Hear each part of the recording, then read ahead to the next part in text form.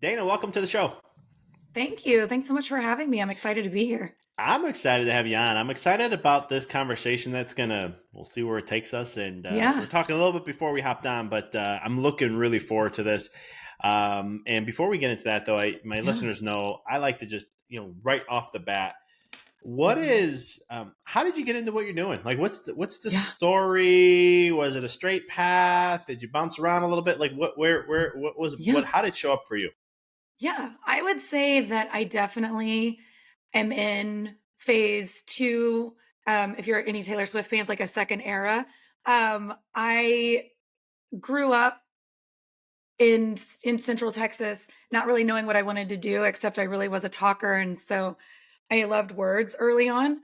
But like professionally, as I went on and went off to college, I ended up an accounting major and actually then was in public accounting for 15 years, always an auditor. So I did love the words. I got paid to be curious and ask a lot of questions.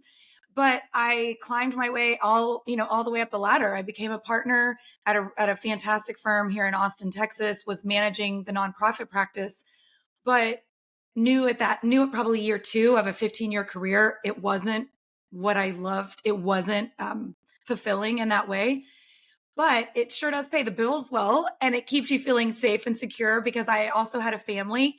I married my high school sweetheart. So I've been with my husband since we were 15 years old. We had, brought in two kiddos into the mix. And so I think for me, the biggest thing I realized was without knowing it, I was always just chasing a sense of security. And in college, I remember a professor saying, if you get an accounting degree, you'll always have a job. And I'm like, well, there we go. And subconsciously, I was like, well, I'm just going to go there. And then my natural abilities led me all the way to the top. But about 8 years ago, everything from the outside looking in looked fantastic. Like, Vic, I am not joking. I'm looking out. I have a white fence at my house. Like it's kind of comical. But we were healthy. We appeared happy. We were successful. But my marriage was lonely. I was not fulfilled in my professional work. And, we hit our own rock bottoms of, are we going to stay in this marriage or not? And at the same time, I'm like, can I stay in this career or can I finally make a leap? And we both say then that we're on our second marriage. My therapist always says that everyone has multiple marriages. Some people just marry the same people, some people marry different people. So we're on round two. And I did then decide to leave and retire from corporate and venture into this creative land of entrepreneurship. And I've published two books and have created a women's event and do my own podcast. So yeah, it's been a journey, but I also truly believe that you have to let time take time. And it was my time to make that shift. It was my time to make that decision if I was going to really pursue what I thought my soul was telling me I wanted. And I went for it. So that's where I am now. I really am truly living the dream. I'm getting up and creating and the life that I say I want to live. So that's how I got here. I love that. And it's funny Yeah. because you said 8 years ago, it was that point in your time. It was what, 2016. So it was at that Hmm. time in your life where you're like, everything was great. Everything looked good from the outside. Everything was just like Yeah. that. And it's funny because in 2016, that was the point of the year. Was it 16 or 15? It was 15, 16. It was right into the end. But it was right around 16 where we were making shifts. No, it was 16. Sorry. Yeah. Where we had our financial peak. And I thought, man, when I got to Yeah. this level of money and success, that I was like, I'd be happy and everything be Yeah. awesome. And it was a lot of unfulfillment. Thought about leaving the chiropractic profession because I was like, if this is how business is going to be run and this is how I'm going to feel, I got to these numbers and I thought this was the glory land of it all.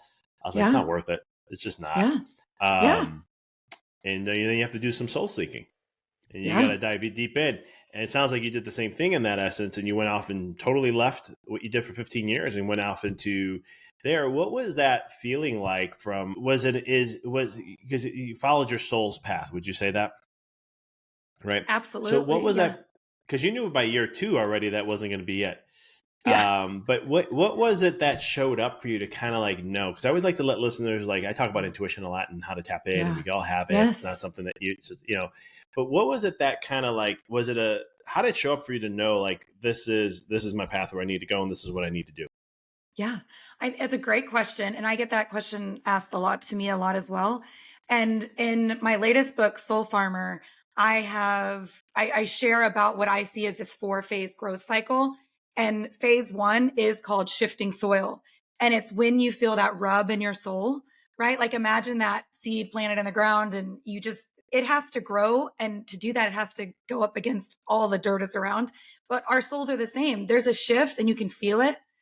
And what I say in that shifting soil phase is that my shifting soil, I stayed in it for 12 years, but I feel like the rub is just going to get more and more uncomfortable, right? And I feel like that's what happened. Your soul kind of starts at a whisper, and then it keeps moving and moving and moving until it might show up in your body. It might, I believe that it's going to keep telling us this is something we want, and you're not listening. you're not you're not hearing me, and you're not doing something to at least take action. And so for me, it's when they approached me to become a partner at the firm. And I remember for the first time looking at them and going, no, I know that I can't, I know I'm not going to stay. And that, at least being able to verbalize it, was a big deal for me. But then I actually did get talked, like, not talked into it, but like, hey, give it a try. But we're also people who believe in potential also love the challenge. So then, the decision I had was, well, who would, was more strategic, which I think is also okay, is who would you rather hire? A retired partner from a firm to come and speak and work with your team, or would you rather hire a senior manager, right? So it became a strategic decision for me. But when I made partner, it was exciting off the bat again, because I do love a challenge. But then after 6 months, I'm like, it's back. I'm not where I'm supposed to be. And I have this thing I want to go for. And it's worth it to go ahead and finally start to be really curious and then share about it. So it just never went away. You keep hearing it, and I'm okay. It's okay if it takes time, but there will come a point where it will become so uncomfortable that you really are making the ultimate decision, I believe, which is, am I going to go ahead and not listen to my soul and basically settle for less than I know that I deserve and am capable of? Or am I going to choose to just freaking try? Am I just going to choose to try and take one baby step after another and really at least pursue what I say, or, what I truly believe my soul is telling me that it wants? No, I love that. And it's so true. I mean, it starts as a whisper and it gets to a yell, and then eventually something else will come. And there's so many different ways of why that is, but in the direction where you need to go, it's gonna guide you and lead you in some way, shape, or form. That emptiness came back, right? You like the challenge, it appeased your mind. You're like, yes, this is what I want to take. I know how that goes. I'm the same way. I love challenges. And so then all of a sudden you're like, 6 months later, shoot, it's back, son of a gun, right? And then it's just like, Yeah. all right, now I have to.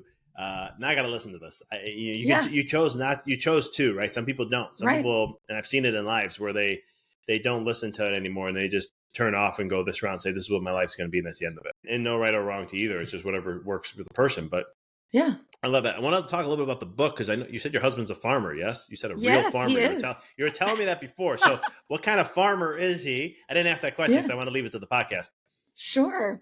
Yeah, he is a proud fourth generation farmer here in Texas, and has done corn and cotton, a little bit of wheat and other things throughout the time. But it's a small family farm, but depending on what you understand of farms, but a couple thousand acres. But it's him and his dad, and my son helps as well.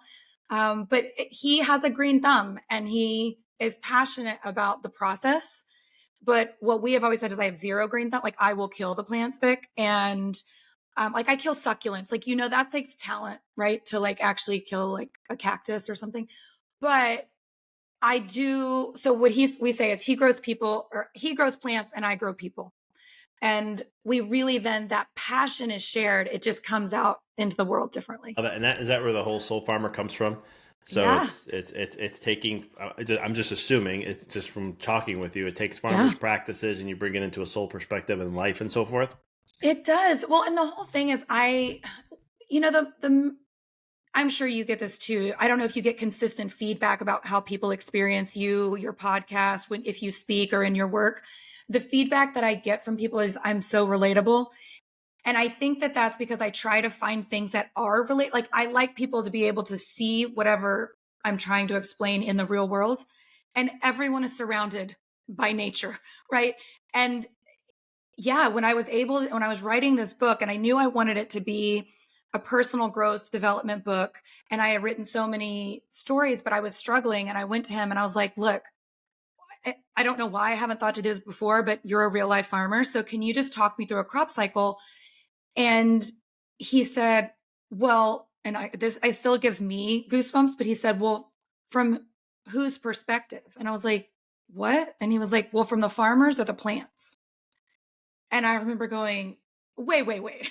And again, I still get full body goosebumps. So I was like telling him to like keep going. And he basically blew my mind of giving me this idea that just like he has to work with the seed and the plant to make this beautiful thing grow, I truly believe then that each of us has a soul that was planted, but we have these minds and these bodies and these, these emotions that have to work together.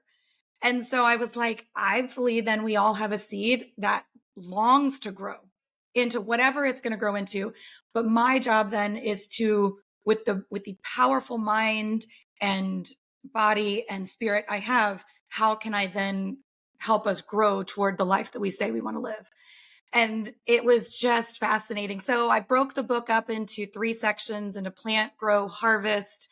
It just brings so many of the things that we see, because it's just a cycle, right? It's life is just a cycle. The crop, everything keeps going. But we feel like life is so linear. We feel like we're chasing time, like we feel like we've got to rush. And instead, I just wanted to bring people something that would help them embrace change for the better as part of growth, and bringing my farm wife perspective was a fun way to do that. Yeah. So No, I love it, and I think it's great to talk about the cycles because not all cycles are the same. Everything's different. Farming seasons are mhm. different, right? Some are Yeah. great, some are droughted, some are this, some are that, Yes. and nature and life is in that realm. But as humans, we like to, excuse me, we like to always think, oh no, it's got to continue to grow. It's got to continue to be this way. It's got to continue to be Yes. like that. And I know I was fixated at one point like that for a while. And you get to the point now, I'm like, I wish I had that mentality sooner, earlier on. I've been less stressed and all these other things. So it's like, no, it's all has cycles. Some are great, some Yes. aren't, but you just move through it. And I Yeah. love the analogy you're talking about with the seeds, because it is true. We have Yeah. unlimited seeds within that we can just plant, and where we in this Yeah. beautiful soil, Yeah. and let it. And you can talk about that better than I can. So Yeah. I'll leave that to you. But yeah, it's one of those things that I just love the cycle thing in the whole aspect, and I love nature. So when you can take the two worlds and put it into a self help and I personal know. development, it's like, Yeah. yeah, of course. Like you were talking about the seed, and I think you said friction, was it, or what were you saying Yeah. Like earlier? feel the rub. Like you feel that The rub rub. in There you your go. soul, right? Yeah. Oh, So I was yeah. thinking in my head when you were like talking about that, and it's like sometimes people have to marinate into that rub a lot longer, and they builds the seed builds, like you hear self help people talk about this. Like you take a coconut, I think it's a bamboo tree, and it takes 5 years for it to grow, but it's like the first 4 years and some odd months is when it's underground, and all of a sudden 6 weeks later it's like bam, Yeah. here's this long 20 something foot thing or whatever, right? Exactly. Yeah. I Yeah. And love I that. So think that how? that's where, Oh, go ahead. go ahead. I'm sorry. I'm interrupting. Go ahead. No, no, you're good. I am excited. To me, I think that's the fun part about the growth cycle that I was able to see in my own growth, is that after, and I mean, I'll very quickly, the phase 1 again is that shifting soil. Phase 2 is breaking through, where you do, just like you imagine that plant, you break through and really start making these longings of your soul visible to the public. And it means oftentimes it means we're sharing with other people. It means we're actually taking steps or making changes which impact others. And that can be really, it's a struggle. And it's not easy to do. But after that, the third phase is pacing pursuit. We have to learn to pace ourselves. And my pace is different than your pace. And and we have to learn to appreciate and embrace that. But it also means that even though me and you have different natural pacings, it's also, I need to trust when my soul is saying, ramp it up, Dena, like, let's go. Or when it's saying, we got to take a nap, right? Like, like understand that pacing. But the last phase then of that 4 phase growth cycle is rooting trust, which ultimately if I were to have a goal for this book or for Soul Farm or for anyone, it's that they walked away and were like, they trust that they could keep themselves safe through the growth that they long for because they can. And this is a new tool, right? It's going to be a tool to their toolkit. My husband always says that, like, he gets so mad because it seems like everything breaks on the farm. But he called one day and he was like, it wouldn't be as bad. I just don't have the right tools. If I had the right tool, I could get through this easier. And I think that, I mean, so at the end of every chapter, I have a tool for practice. So it's a self-reflection exercise or something that the reader can put into practice, you know? So yeah, I really hope that that's what it gives people, is just that it's a process, and it's not about the only ultimate accomplishment of whatever you're pursuing. It's really embracing the growth cycle and the process. It's really is fascinating. There's two parts I really like. I mean, I like all of them, but don't get me wrong. But there's two that I like really like hit a passion button for me, because it's the pacing. I think is huge, because a lot of, you said that in today's world, especially in business, it's all about, well, how fast can you get to here and how fast can I get to there? And I've I tell people all the time, it's divine timing. It's when you're ready for it, when you've done the work and you've done, and well, how faster can I get this work? It's like there's no, and I think of it, I take that and I explain that in martial arts. I want to be a master. I want to 50 years. No, how can I do it in 20? And it's the master goes, you're never going to get there. And people are like, what do you mean? Because I know Western civilization doesn't understand this Right. in this way. And the master was always like, there is no, there's a process to this, and you'll Yes. be there when you're ready. Yes. But the other part I think is really big, and this is something actually in my own life. I've been working on it since 2017, but I've let go this year big time. Is trust the process, right? And I'm assuming that's what you Yeah. mean when you're talking about Mm-hmm. that, right? The roots and the trust. Like, Mm-hmm. just to trust that process, I think is just so critical, because we try to control our world Yeah. in so many ways. And it's one of the things I've learned is that the more I let go, and my wife's very good at this. She can be more like, everything's going to work out. Everything's fine. And I'm just like, Right. what do you mean? It's no. Logically, it's not. Linearly, Right. it's not. I'm like, hold on here for a second. And, but it's one of those things, trusting it allows to be a more fun ride, I Yeah. think. Well, and it's trusting the process, but it's ultimately trusting Vic and anyone listening that you are your own best guide to the growth that you say you want. And that is not to say that we will not layer other people, mentors, coaches, experts into how we grow, but it is that only I can know what is truly the next right step for me. Only I can know what is the appropriate pacing, right? So it's, God, it's just trusting that we can keep ourselves safe. And I think that in that, and just since it hits you hard, I talk about two things. There's a whole chapter called Let Time Take Time, because it feels so finite, but it really is something, if we can embrace and just trust that we're making progress, it will happen in its own time. But on the farm, there is time when the fields go fallow, right? And some people don't know that word, fallow, but it's when nothing's happening, like from the outside perspective. But you have to have faith in the fallow, that period of what people call a waiting period or a season of it, but it's restoration.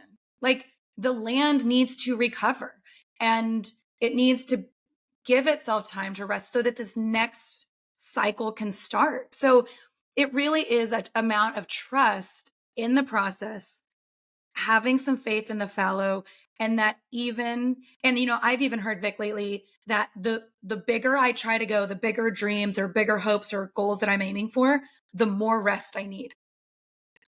And I'm okay with that, right? It is part of the process. But yeah, you're right. And I think that's why it hits home for people who really are growth oriented, because it feels so counterintuitive to society to not be going all the time. Yeah, it's literally something, because I'm type A driver, task oriented. And my understanding of universal laws and all these other things, quantum physics, it's like, oh yeah, just do this, this, and this, and it should all work. It should be bam right Yeah, there. That's how it should work. sure. It should. And I remember when I first got into practice, I wanted to hit a certain number at 3 years, and I wanted to have $1 million practice in 3 years, and I didn't get there. And I was like, what am I doing wrong? I don't get this. And Yeah. it took a while. I had to hit a few more walls before it finally said, hey, slow, there's a process to this. And I've shifted everything. So what you're sharing, I'm just sharing Yeah. my own personal story with it. I do this with Yeah. clients too. Like there's moments of time when the feeling's right, you go and create. You Yep. create thousands of things, whatever it is, but you're going to create stuff that's going to work. Not, Mm-hmm. I hope this works or that, because I'm Right. like, when you trust that feeling in the soul, whatever you want to use as a terminology for it, it's going to create that. And it's fascinating how that works. And when you were talking about the land recuperating stuff, I was thinking of women who give birth. Yeah. There's a time that the body needs to rest and Mm-hmm. recuperate and give it time to reestablish itself again. Yeah. And, just like the law of gestation, right? Everything takes a time, everything has a time frame in the Mm-hmm. physical realm. And so Mm-hmm. when you're thinking, you just got me, I love it. Again, I love farmer Yeah. stuff. So that's why, I maybe in a past life I was a farmer or something. I love Yeah. farmer stuff. And I love it. Yeah. I mean, because even when it came to like nutrition, I've been studying nutrition for 22 years, but when I really dove in, I started farming. I Yeah. studied soil biodiversity. Yeah. I was like, that's what I need to study and learn. That's nutrition. Mm-hmm. Because if I can Mm-hmm. learn that and master that, then all of a sudden, one of our meetings is going to be perfect because I'm going against the natural elements of what nature does. Right. Yeah. Yeah. Love It's just fascinating. All of it is. And so when it comes to then for individual people listening, when it comes to like their soul and trusting, because you've done that, how does someone start learning to listen? I mean, there's a knowing, Mm-hmm. but our mind can Right. override that too. So how does Yep. someone know how to tap into that a little bit and trust a little bit, and know that, hey, I got this and I can trust myself in this. Yeah. There's two things that are coming to mind quickly. One would be you have to really invest in your relationship with yourself, which means you have to talk to yourself a lot. Like I actively have conversations with myself, sometimes out loud, right? Sometimes um because I really have gotten to the point where for so many years I just people tell me what to do, right? What's the next step? And instead of slowing down and saying, all right, Dena, what do we need? What do we want? And really learning to tap in and listen to my voice, but I can't listen to it if I don't ask it questions. So that is just a practice that I have. So if I'm really stuck with something, I will get very still and I will ask myself a question, normally like kind of a yes or no question. And if a lot bubbles up, it might mean I'm not quite ready. But if it does, like normally the answer is just waiting it just wants to be heard. So now that is a practice and it will feel different, but it is something that if and that's kind of the second thing I was thinking is you got to try something new, right? Like if, if you want to start trusting yourself and you want to start doing that, and you want to build that relationship with yourself, you got to try new things with yourself. What works, what is working, what's not working. Some people love meditation. It helps them get, some people, want to physically move their body. And that's where they feel like they can tap into their soul and their energy. Other people just get in nature. Like there are really multiple ways to connect with yourself, but it ultimately is about getting really curious and asking yourself a lot of good questions. So if your listener, if they can't think of the last time they've stopped and just asked themselves, what the heck do I want? That's their starting point. And see what flows. I love it. These are Yeah. great tips for the listeners. Yeah. I hope you're writing these things down.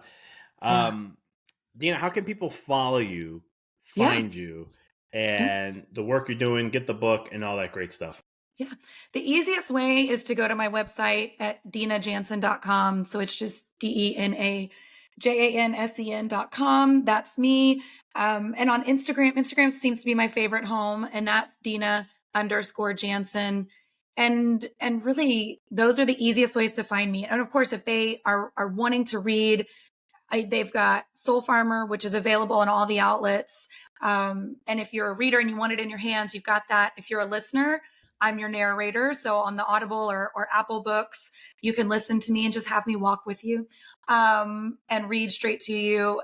Again, it comes in all the formats, but Soul Farmer is a fantastic guide where you'll get to really, I think when you are done reading or listening, we'll be friends, right? You'll know that I believe in you and your journey. But it's a great place to start. And of course, again, just the website's easy, just at denajansen.com. Awesome. Dena, thank you for taking the Yeah. time to join us and so forth. For the listeners, they'll Yeah. be in the show notes. Yeah, I can't wait to check out the book. I love, again, Yeah. farmer stuff, relates to life. Love it.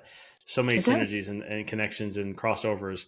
But thank you for taking time to join us and to share your wonderful wisdom, the book, and Yeah. so much more. Thank you so much for having me. It was an honor.